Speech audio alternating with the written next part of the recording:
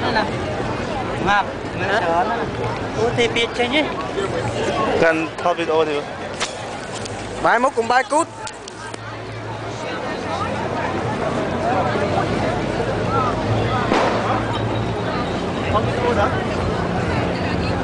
thọ đó rồi thao video đó nữa này anh bỏ anh bài cút nè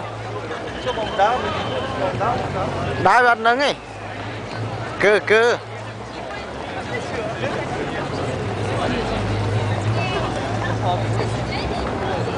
hả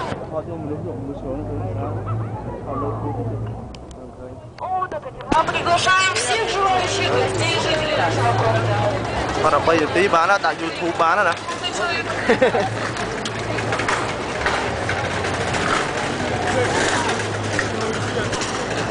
rồi anh phân được ăn bảy tí bạn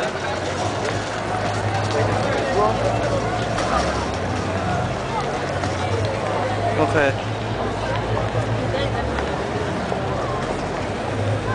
Bán á. Sao cả tí tiếp bán á, đã pin tí bán. Chú quên.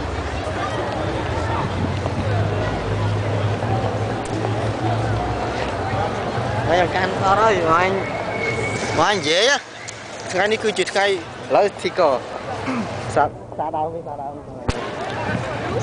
đâu mấy đã to chứ tớ. Sao đâu mới to chứ mà tớ. Dạ mấy.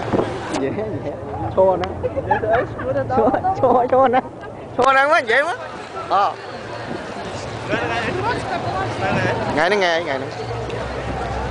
ngày nó kia chịt ngày vậy hay rồi vậy comment mình nuôi tràn vậy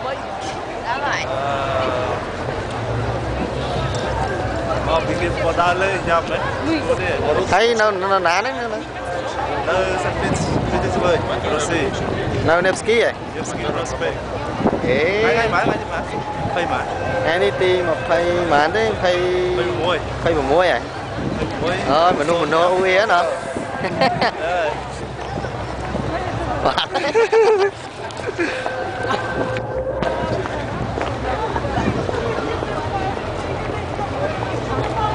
bán đó nè 7 tí à thì đó 7 tí bán đó nè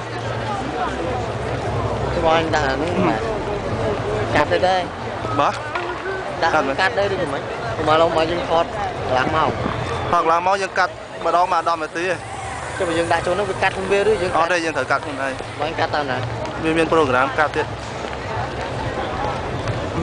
cho bây giờ qua dưới làm màu nữa những đại cho màu ba này được gật rồi mày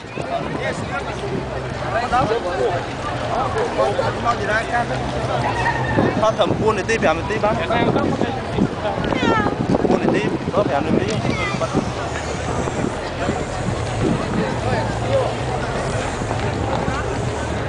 đây là